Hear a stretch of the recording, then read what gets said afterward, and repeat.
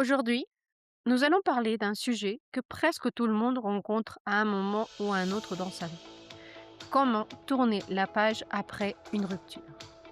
Une rupture peut ressembler à un tremblement de terre émotionnel. Même lorsque nous savons qu'une relation est terminée, une partie de nous continue souvent à espérer, à chercher des réponses ou à imaginer ce qui pourrait pu être différent.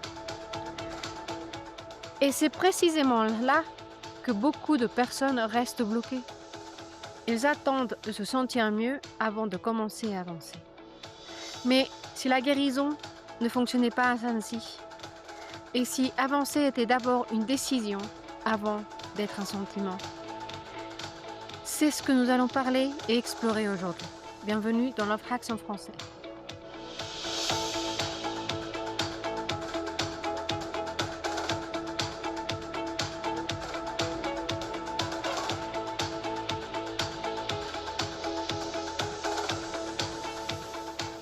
Salut, salut et bonsoir à tous, ici c'est Maïkaïla. Et aujourd'hui, nous allons parler de comment tourner la page lorsque nous avons été dans une relation et que nous nous sentons toujours coincés dans cette relation. Avancer et changer la page est une question de décision. Et je crois que c'est l'une des idées les plus importantes à comprendre après une rupture et que cela va nous mener à la guérison et que la guérison commence rarement lorsque nous nous sentons parfaitement bien. Beaucoup de personnes restent coincées en pensant que lorsqu'elles se sentiront mieux, elles pourront avancer et continuer avec leur vie. On se dit souvent: «Quand je ne penserai plus à cette personne, j'avancerai. Quand je ne souffrirai plus, je vais recommencer à vivre». Mais dans la réalité, cela se passe souvent à l'inverse. Nous commençons à guérir parce que nous prenons des décisions de le faire, parce que nous voulons le faire. Et on fait des choses qui nous favorisent pour nous sentir mieux et pour notre bien-être. Même si nous souffrons encore, même si nous avons encore de la tristesse et même si nous avons encore des questions sans réponse. Nous ne devons pas attendre que la douleur disparaisse comme par tour de magie et surtout qu'elle disparaisse complètement. Nous devons apprendre à avancer malgré notre douleur. Et c'est là que la guérison va commencer. Parce que attendre est un grand piège. Après une rupture, beaucoup de personnes vivent dans une forme d'attente. En en attendant, un message peut-être, une explication, une réponse, même des excuses, un signe, un retour, un appel, un texto et pendant qu'elles attendent, leur vie reste en pause. Et le problème est que cette attente donne à l'autre personne un immense pouvoir émotionnel sur nous. Cette personne a le pouvoir de notre bonheur et le pire dans tout cela, c'est que cette personne, elle est même plus avec nous et notre bonheur en plus devient dépendant de quelque chose que nous ne pouvons même pas contrôler.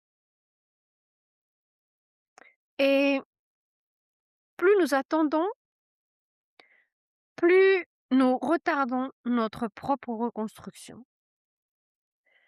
À un moment donné, nous devons quand même finir par accepter une vérité très difficile. Que notre relation est terminée, que peut-être nous allons jamais avoir la réponse que nous voulons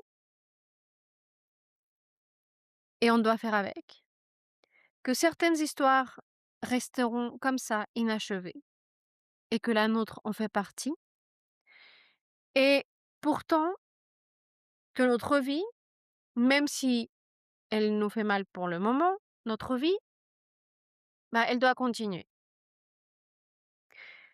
Parce que notre vie ne dépend pas de quelqu'un, notre vie, même si on nous quitte, même si quelqu'un part, notre vie continue, avec ou sans cette personne.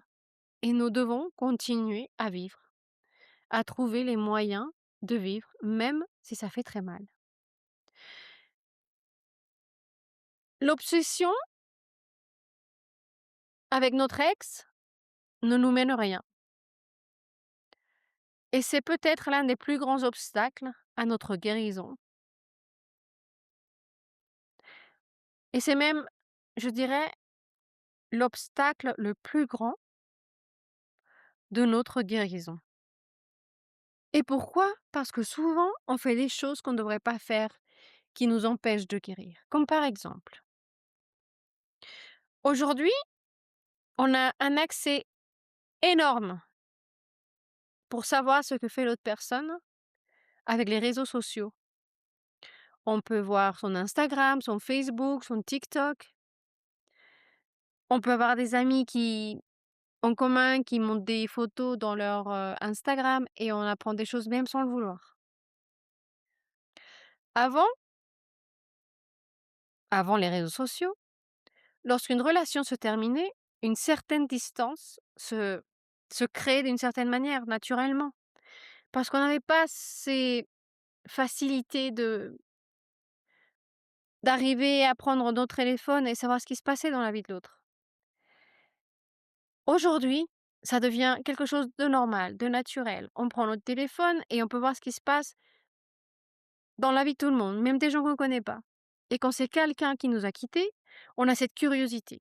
On veut savoir si cette personne va bien, si elle souffre, si elle souffre pas, si elle a des signes comme quoi on lui manque, si, est-ce que cette personne nous a changé pour quelqu'un d'autre, si elle a trouvé quelqu'un. On veut tout savoir. Et ça ne veut pas dire qu'on ne voulait pas le savoir avant. Mais avant, on ne pouvait pas avoir ces réponses aussi facilement.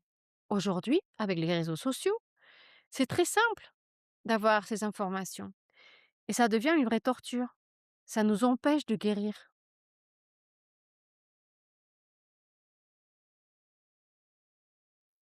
Et comme aujourd'hui, nous avons cette possibilité de suivre la vie de son ex et de notre ex 24 heures sur 24, ça devient un vrai problème parce que ça va nous créer des gros problèmes d'anxiété, de souffrance, de et même, je dirais, de la torture, parce qu'on se torture à nous-mêmes. Nous sommes comme des masochistes, en fait.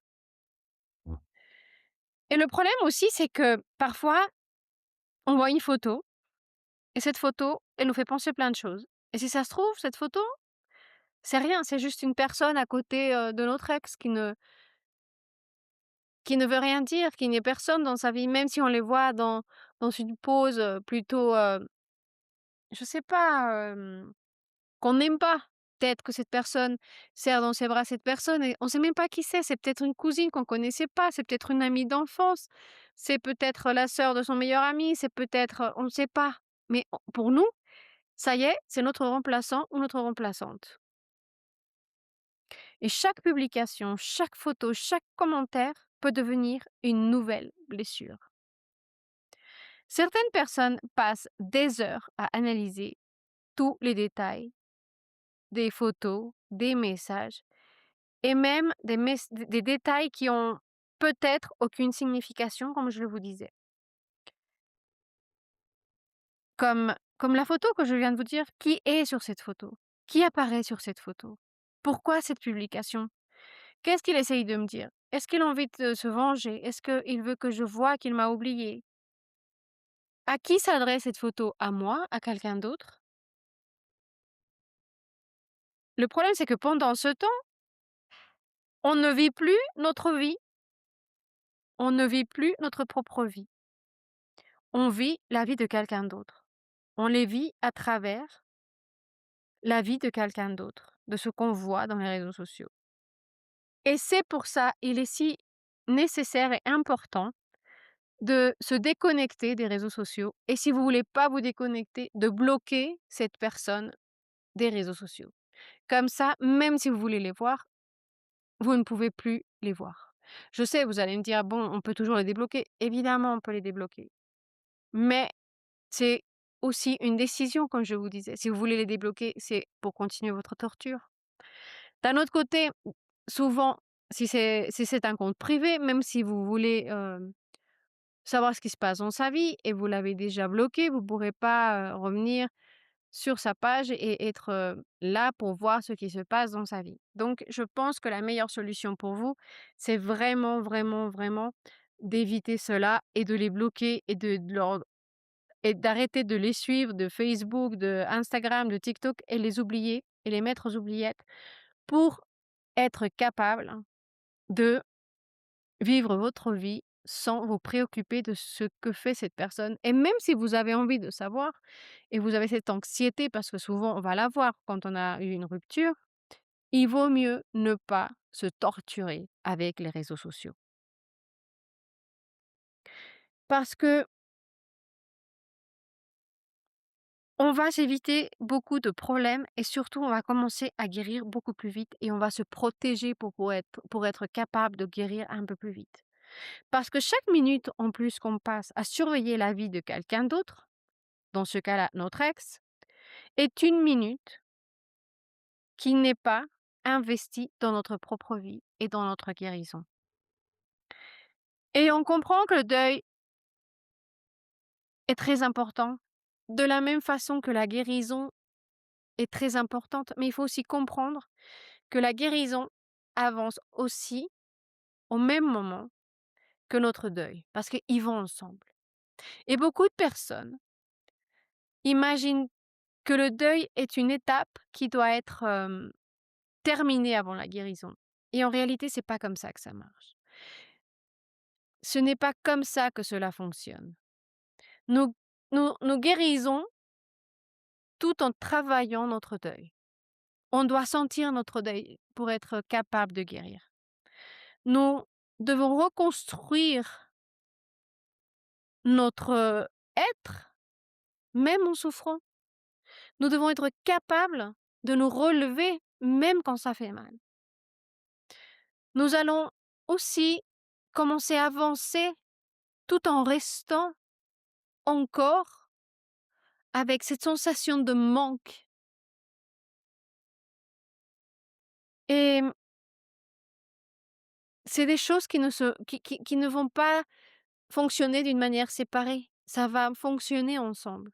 C'est un processus et ce processus marche avec les 2 choses restant encore ensemble et même si on ne se rend pas compte, ce processus, il se produit simultanément. Il commence à guérir même si on ne s'en rend pas compte et c'est ça la bonne nouvelle. Parce que cela signifie que vous n'avez pas besoin d'attendre pour aller parfaitement bien, pour commencer à reprendre votre vie en main. Et il faut comprendre aussi que personne ne peut guérir sans à votre place. Quelqu'un ne peut pas guérir à votre place. Je sais, c'est important, c'est plutôt évident, mais il faut le dire parce que des fois, on voudrait que quelqu'un d'autre puisse guérir pour nous et faire le boulot à notre place. Mais même si quelqu'un d'autre ne peut pas guérir à notre place, il est très important d'avoir quelqu'un qui nous soutient, qui nous aide et ça peut être nos amis, ça peut être de la famille, ça peut être, un thérapeute. Des fois, les ruptures font tellement mal qu'on a vraiment besoin de parler à quelqu'un plutôt neutre, plus qu'un ami ou à la famille et cette personne, un thérapeute, peut vraiment nous aider à guérir et surtout à nous guider pour guérir. Mais personne ne peut faire ce travail à notre place. Alors imaginez une fracture. Un médecin peut vous aider, vos proches peuvent vous soutenir, mais votre corps est celui qui doit guérir. C'est lui qui doit trouver le moyen pour que sa blessure émotionnelle se ferme, ainsi que la rupture de votre os doit se recoller, même avec l'aide d'un plâtre. C'est votre corps qui doit guérir, c'est votre tête, c'est votre cœur qui doit guérir. Et c'est la même chose, c'est le même processus, c'est similaire. Les autres, vos amis, votre famille, le thérapeute, ils peuvent vous accompagner, vous guider, vous aider, mais vous êtes les seules personnes capables de prendre la décision qui va favoriser votre guérison. Personne d'autre peut le faire. C'est parfois, je sais, une vérité très difficile à comprendre et à accepter, mais c'est aussi quelque chose de très libérateur. Si on arrive à comprendre que c'est nous qui devons prendre notre vie en main et prendre la décision de guérir, c'est extrêmement libérateur parce qu'on sait que on est capable de le faire. Même si des fois on se sent faible et on sent qu'on n'a pas la force de continuer, chaque jour qu'on au réveil, on est toujours vivant et ça nous donne de l'espoir pour savoir que c'est une question de décision et de prendre notre vie en main et de prendre le premier pas pour, commencer à guérir. Et c'est comme ça qu'on commence à reconstruire notre vie. Parce que notre guérison ne consiste pas seulement à retirer quelqu'un de notre vie. Elle consiste à reconstruire une vie qui nous appartient. C'est pourquoi il est essentiel de commencer à investir de l'énergie dans des choses qui ont un sens pour nous. Et je vais me répéter, qu'est-ce qui a un sens dans notre vie? Peut-être nos enfants, nos amis, passer du temps avec la famille, avec notre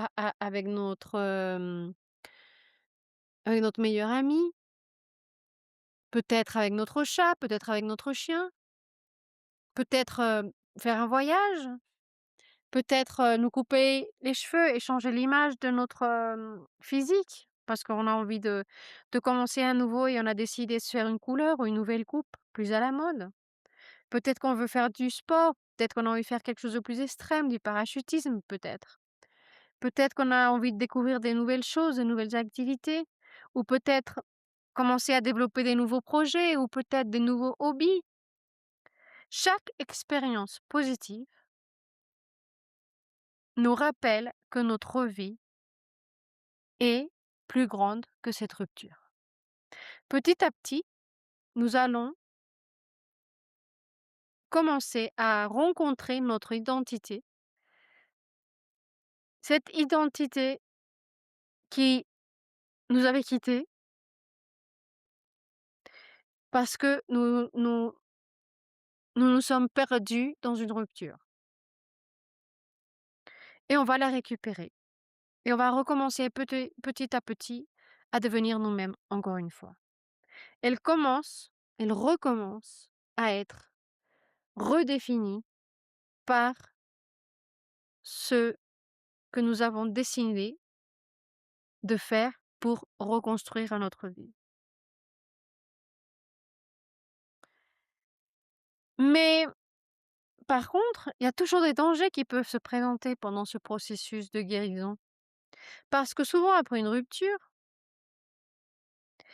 il peut être tentant de chercher quelqu'un de nouveau immédiatement.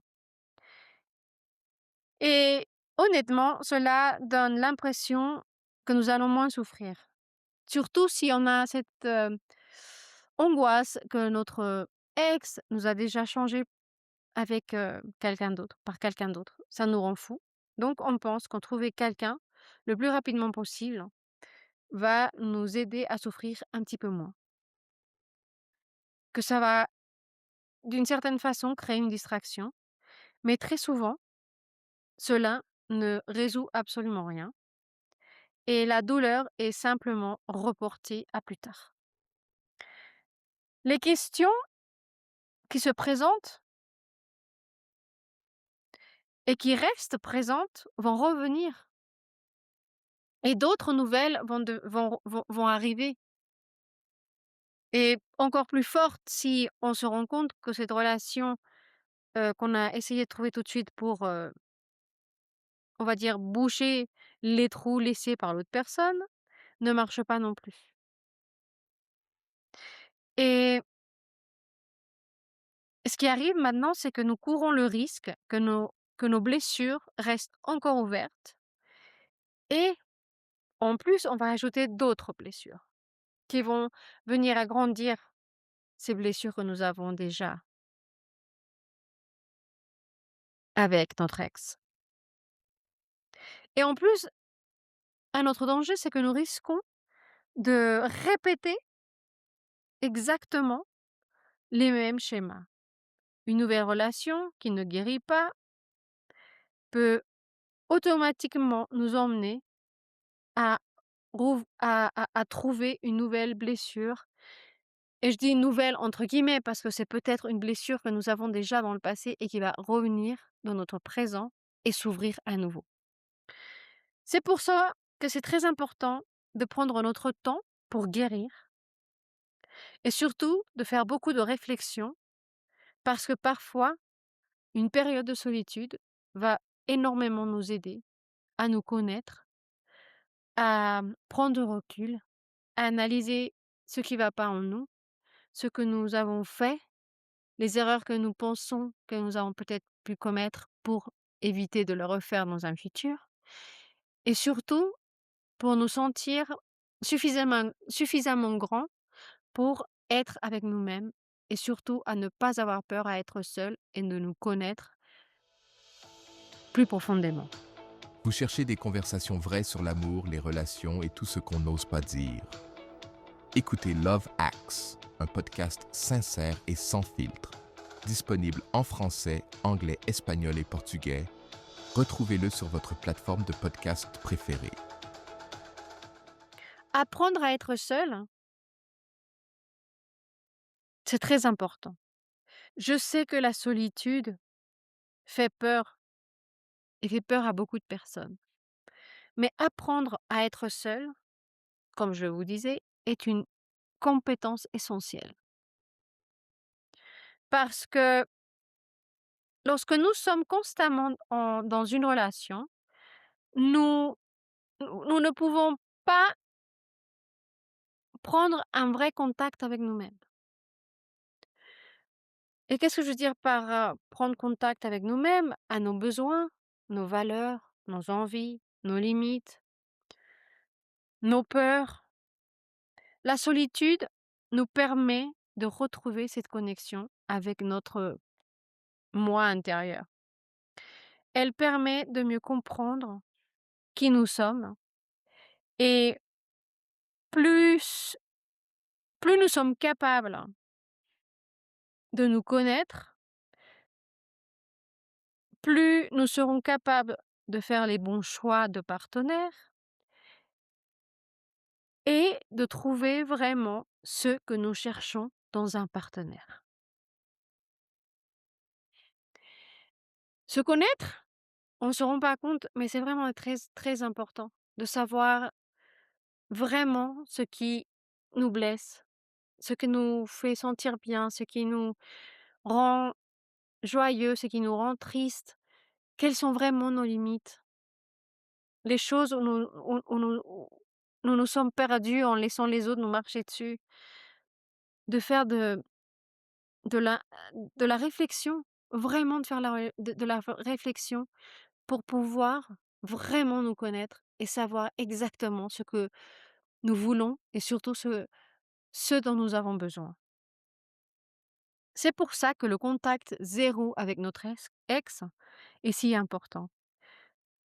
Et bien sûr, lorsque c'est possible, parce que des fois un contact zéro peut être vraiment impossible. Parce que il s'agit peut-être de quelqu'un avec qui on a des enfants et là, évidemment, on ne peut pas vraiment, avoir un contact zéro parce qu'on a besoin d'être, au courant de ce qui se passe, de nos enfants, de comment nous allons, prendre des décisions ensemble, même si on ne vit plus ensemble et on est divorcés.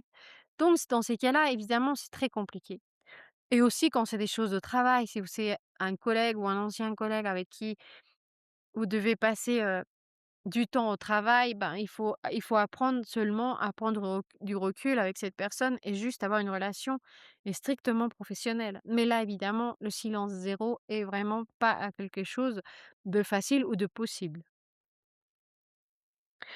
Mais quand il est possible, évidemment, il ne s'agit pas de punir quelqu'un. Il ne s'agit pas non plus de jouer à un jeu psychologique. Il s'agit simplement de créer de l'espace, un silence, de prendre du recul. C'est un espace qui permet souvent à notre système émotionnel de se calmer. Il nous aide à, sortir du cercle et du cycle d'attente et de réaction avec cette personne. Mais si vous êtes capable de vraiment, décider de pas de contact, ça vous fera vraiment du bien. Et pourquoi aussi? Parce que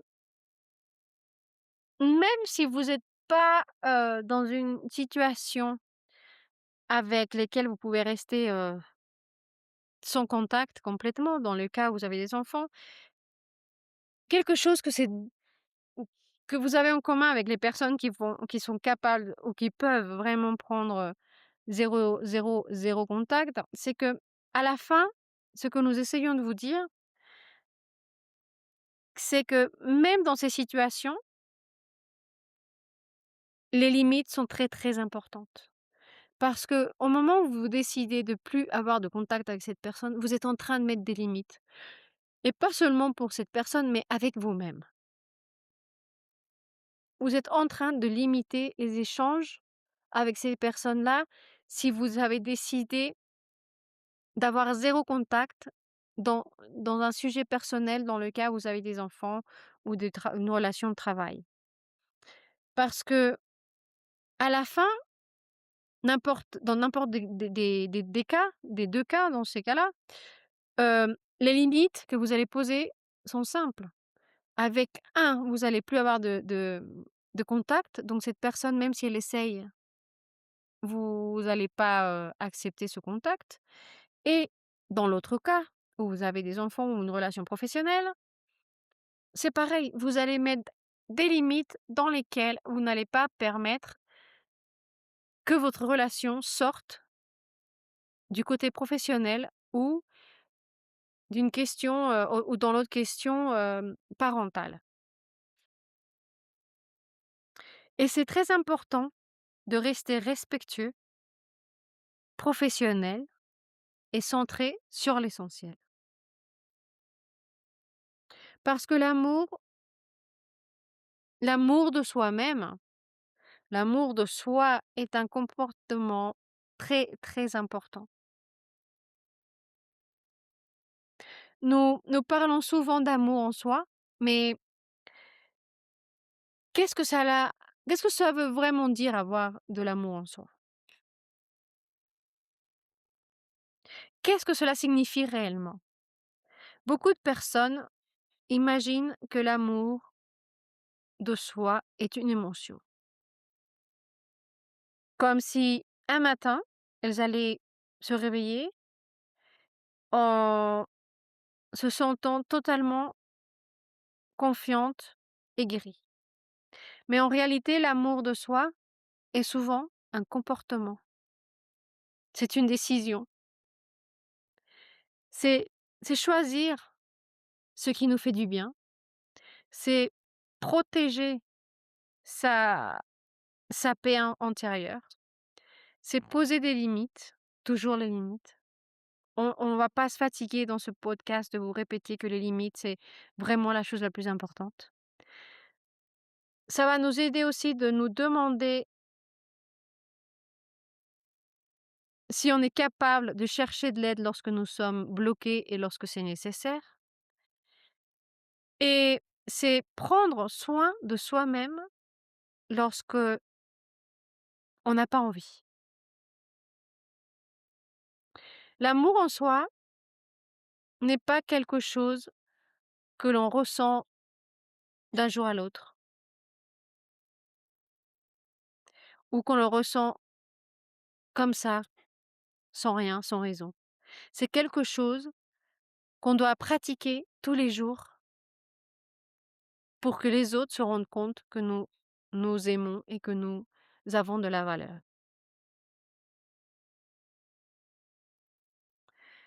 En conclusion, ce que je veux vous dire, c'est que si vous traversez actuellement une rupture, souvenez-vous de ceci. Vous n'avez pas besoin d'arrêter de penser à cette personne aujourd'hui. Vous n'avez pas besoin de vous réveiller demain matin complètement guéri. Vous n'avez même pas besoin d'être prêt demain en vous réveillant. Mais vous pouvez prendre une décision. La décision de participer à votre propre guérison, de prendre votre vie en main. La décision de prendre le contrôle de votre énergie. La décision de réinvestir dans votre vie. Parce qu'au final, tourner la page n'est pas un sentiment, c'est une série de choix. Des choix petits, mais répétitifs chaque jour. Et chacun de ces choix vous approche un peu plus à la personne que vous êtes en train de redevenir et vous éloigne de plus en plus de la personne que vous voulez oublier. Rappelez-vous, tout est tout est un choix et c'est à nous de prendre cette décision pour être capable de guérir et de prendre notre vie en main. Merci d'avoir été avec nous aujourd'hui dans Love Hacks en français. J'espère, comme d'habitude, que nous sommes capables de vous aider et de trouver des solutions à vos peines, à vos problèmes. Et j'espère vous voir très bientôt pour un nouvel épisode de Love Hacks en français. Et je vous embrasse très très fort. Allez, à la prochaine. Si cet épisode t'a touché, laisse un like, abonne-toi et dis-nous ce que tu penses dans les commentaires.